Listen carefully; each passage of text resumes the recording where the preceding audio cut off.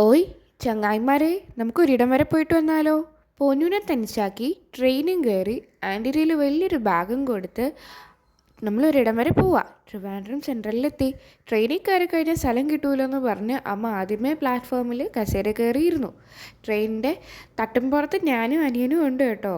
താഴെ അമ്മ, അനിയൻ കാറ്റുകൊള്ളാൻ വേണ്ടി പുറത്തു പോയി നിൽക്കുക. അങ്ങനെ അങ്കിള് പുറത്തിരിക്കുക കേട്ടോ. നല്ലൊരു പുഴയാണോ? അത് കണ്ടു കേട്ടോ. നല്ല രസമുണ്ടായിരുന്നു കാണാൻ.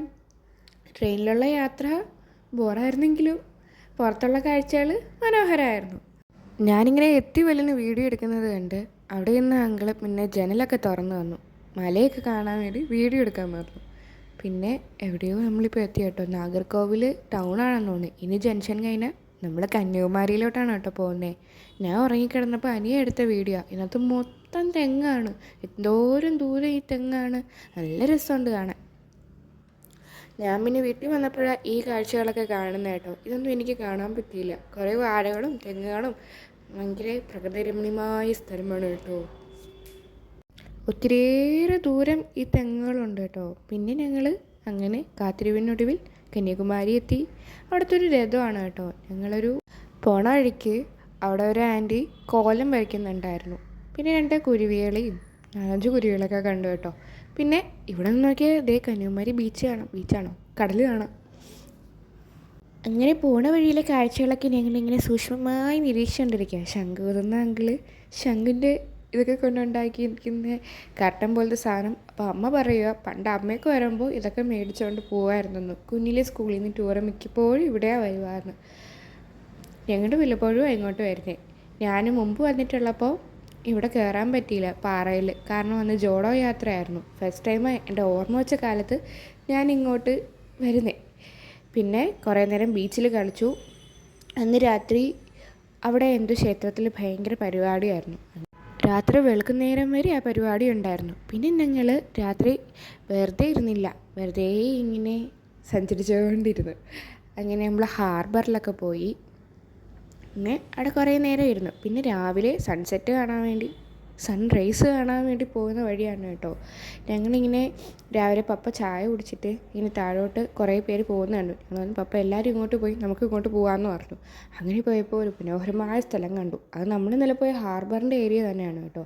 അവിടെ പുതിയൊരു വഴിയാണെന്നുണ്ട്. ഇങ്ങനെ കുറേ പോയി കഴിഞ്ഞാൽ ബീച്ചിൻ്റെ അടുത്തെത്താം. കണ്ടപ്പോൾ ചെറിയൊരു വഴിയായിട്ട് തോന്നി. പക്ഷെ പോയി വന്നപ്പോൾ വലിയൊരു വഴിയായിരുന്നു. ഈ പാറകൾ കൊണ്ട് ഉണ്ടാക്കിയതാണേ. അപ്പോൾ ആ കുഴി കണ്ടപ്പോൾ എനിക്ക് മലബൽ ബോയ്സിനെ ഓർമ്മ വന്നേ. എങ്ങാനും ഇതിനകത്ത് വീണു പോയാലോ? രക്ഷപ്പെടും. പിന്നെ സൂര്യനെ പിടിക്കാനുള്ള പരിപാടിയായിരുന്നു കേട്ടോ. വ്യത്യസ്ത തരങ്ങളിലുള്ള സൂര്യനാണ്. മുറിഞ്ഞ സൂര്യൻ, പാതി സൂര്യൻ, എന്നാലും രസമാണ്. അടുത്ത പപ്പയും സൂര്യനെ പിടിക്കാൻ വേണ്ടി വന്നു. അങ്ങനെ തിരിച്ചു വന്ന വഴിക്ക് ഞാൻ സൂര്യൻ ഇങ്ങനെ എന്തോ വിടർന്ന് നിൽക്കുന്നതോ ഉദിച്ച് നിൽക്കുന്നത് കണ്ടു. അങ്ങനെ അതൊക്കെ കഴിഞ്ഞ് ഇതാണ് കേട്ടോ ഹാർബർ ഏരിയ. ഇന്നലെ രാത്രി നേരെ കാണാൻ പറ്റിയില്ല. അടുത്തത് വള്ളുവൻ്റെ അടുത്തും പിന്നെ ആ പാറയിലോട്ടും പോകണതാണ് കേട്ടോ. ഉറക്കഴിച്ച് വന്ന് മുഖത്തും നീരായിട്ടിരിക്കുന്ന അമ്മയാണ് കേട്ടോ. കണ്ണാടി വെച്ച് ചുമ്മാ ഷോ കാണിച്ചുകൊണ്ടിരിക്കുക. അങ്ങനെ നമുക്കുള്ള ബോട്ട് വന്നു. ഇനി കയറി അങ്ങോട്ട് പോവാം. ആദ്യമായിട്ടാണ് കേട്ടോ ഞാനിങ്ങനെ പോകുന്നത്. ഇതുവരെ എനിക്ക് കൊച്ചിയിൽ പോയിട്ടുള്ളതാണ്, പക്ഷേ എനിക്കതൊന്നും ഓർമ്മയില്ല. അപ്പം ഞാൻ അമ്മയോട് പറയും, എന്തിനാ എന്നെ കൊച്ചിലെ കൊണ്ടുവന്നിന്ന് ആർക്കും ഓർമ്മ കാണില്ല എന്ന്. ഇങ്ങനെ നമുക്ക് അങ്ങോട്ട് പോയിട്ട് വരാം. അങ്ങനെ കുറേ കാലത്തിൻ്റെ കാത്തിരിപ്പിനൊടുവിൽ നമ്മളവിടെ എത്തി ഗായ്സ്. നമുക്ക് പോയിട്ട് വരാം. അവിടുത്തെ ഒരു താമര ചെറിയൊരു ഇതാണ് കേട്ടോ. പൂത്തൊക്കെ നിൽപ്പുണ്ട്.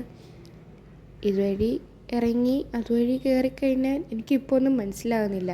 ഒരു 2 ആഴ്ച മുമ്പാണ് കന്യാകുമാരി പോയെ. അങ്കിൾ അവിടെ ഒറ്റയ്ക്ക് നിന്ന് നിൽക്കുക. ഇത് ഗ്ലാസ് ബ്രിഡ്ജ്, ഇത് കാണാൻ സ്പെഷ്യലായിട്ട് പോയെ. ഇങ്ങനെ പോവും. അമ്മ എന്നെ ആ സൈഡിൽ നിന്ന് അറപ്പിക്കും. പിന്നെ മാറ്റി കയറി നടക്കും. ആദ്യം ഞാൻ അവിടെ ചെന്ന് കണ്ടപ്പോൾ മൊത്തം ടെയിലായിരുന്നു കണ്ടത്. ഞാൻ ചോദിച്ചു, ഇതാണോ ടെയിലാണോ ഈ ഗ്ലാസ് ബ്രിഡ്ജ്? പിന്നെ നടുക്കായിട്ടാണോ കേട്ടോ ഈ ഗ്ലാസ് ബ്രിഡ്ജുള്ളത്. ഭയങ്കര കാറ്റായിരുന്നു. ആ ഗ്ലാസ് ബ്രിഡ്ജിൽ കൂടെ നടക്കുമ്പോൾ നടുക്കെത്തുമ്പോൾ ഒരു പാറ ഉണ്ടാവും. അത് കാണുമ്പോൾ ഇത്തിരി പേടിയാവും കേട്ടോ. ഭയങ്കര കാറ്റാണ് വള്ളുവിൻ്റെ അടുത്ത്. എല്ലാവരുടെ മുടിയൊക്കെ പറന്നു പോവുക. നല്ല രസമുണ്ടായിരുന്നു. എനിക്ക് കുറച്ചിരുന്നപ്പോൾ തന്നെ ശ്വാസം മുട്ടാൻ തുടങ്ങി. അമ്മയ്ക്കാണെങ്കിൽ ഭയങ്കരമായിട്ട് ഇഷ്ടപ്പെട്ടു കേട്ടോ. അവിടെ തന്നെ അങ്ങ് നിന്നോളാമെന്ന് പറഞ്ഞു. പിന്നെ കയ്യും കാലും പിടിച്ച് വിളിച്ചുകൊണ്ട് വന്നു. അങ്ങനെ നമ്മൾ കന്യാകുമാരിയോട് വിട പറയുകയാണ്. തിരിച്ച് നാട്ടിലേക്കുള്ള യാത്ര തുടങ്ങി കഴിഞ്ഞു. പാറശാല എത്തിയപ്പോൾ ഭയങ്കര സന്തോഷമാണ്. പിന്നെ നെയ്യാറ്റിൻകര പറയണ്ടല്ലോ. പിന്നെ സിനിമയിലുള്ള പോലെ പപ്പേനെ വിളിക്കാൻ വേണ്ടി ഞാൻ ഇങ്ങനെ നിൽക്കുക. നെയ്യാറ്റിൻകര എത്തിയപ്പോൾ കുറേ പേര് നമുക്ക് വേണ്ടി കാത്തു വരുന്നു. ഇത് 2 ആഴ്ച കഴിഞ്ഞുള്ള എൻ്റെ പപ്പയുടെ സെൻഡ് ഓഫിൻ്റെ പരിപാടിയാണ്. എനിക്ക് കുറേ വീഡിയോ ഒന്നും എടുക്കാൻ പറ്റിയില്ല. അപ്പോൾ ഇതിൻ്റെ കൂടെ കാണിക്കാമെന്ന് വിചാരിച്ചു. പിന്നെ കുറച്ച് ദിവസം കഴിയുമ്പോൾ ആദിക്കുട്ടൻ്റെ ബർത്ത്ഡേ ആയിരുന്നു. അതുകൊണ്ട് പപ്പയ്ക്ക് കിട്ടിയ കേക്കിനെ പിടിച്ച് അവൻ്റെ ബർത്ത്ഡേ കേക്കായി നമ്മൾ മുറിച്ചു. സെൻഡ് ഓഫ് എക്സ്പെക്റ്റഡ് ആയിരുന്നെങ്കിലും അൺഎക്സ്പെക്റ്റഡ് ആയിട്ടുള്ള കാര്യം പിറ്റേന്ന് നടന്നു. ഞങ്ങളുടെ അമ്മച്ചി ഞങ്ങളെയൊക്കെ വിട്ട് അങ്ങ് ദൂരെ അപ്പച്ചൻ്റെ അടുത്തേക്ക് പോയി. അപ്പം ശരി, പിന്നെ കാണാം.